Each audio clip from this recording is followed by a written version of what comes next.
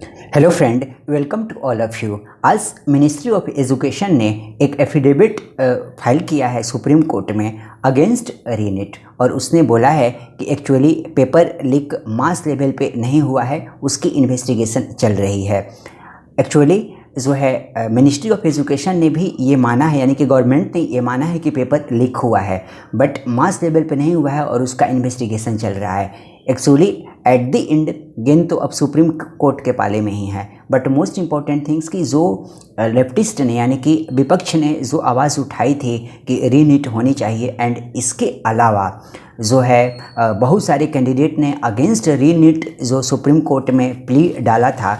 ये सब चीज़ ने थोड़े से इस केस को कमज़ोर ज़रूर किया है, क्योंकि गवर्नमेंट भी लेफ्टिस्ट के आगे झुकना नहीं चाहती है, यानी कि विपक्ष के आगे झुकना नहीं चाहती है कि अगर मैं झुक गया तो फिर मेरी बदनामी हो जाएगी आगे के लिए, अगले इलेक्शंस में, चाहे ऑल दिस थिंग्स जो भी हो matter. But most important things कि अगर किसी तरह की कोई लीक नहीं हो और आप सबको कैच कर पा रहे हो और उसके बाद से एक फ्रेश रिजल्ट्स जारी कर रहे हो, जिससे कि वाकई जो रियल रैंकिंग है कैंडिडेट का वो आप प्रोवाइड कर दे रहे हो, देन फिर कोई इश्यूज़ नहीं है। क्योंकि एट द एंड तो चाहिए था यही कि जो है लीक वाले मामला जो के वजह से अगर रैंकिंग इन्फ्लेट किया है, देन ये एक्सेप्टेबल नहीं है। तो अगर इस तरह की चीज़ें हैं और आप नीट एंड क्लीन कर दे रहे हो, then it's okay to be, we would going to accept that, इसमें कहीं कोई प्रॉब्लम्स नहीं है। बट अगर लीक मास लेवल पे हुआ है फिर भी आप एग्ज़ाम्स को रद्द कराने के लिए नहीं कर रहे हो, तो फिर तो ये गलत है। बट एट द एंड देखो सुप्रीम कोर्ट क्या कहता है 8 जुलाई को, क्योंकि अब उसी दिन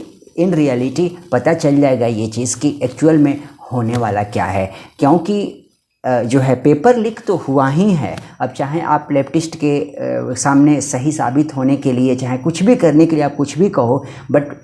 जो है इतने बड़े एग्ज़ाम्स का पेपर तो लीक हुआ ही है। But at the end we would be happy कि अगर फ्रेश जो है बच्चे का जो एग्ज़ाम्स दिया है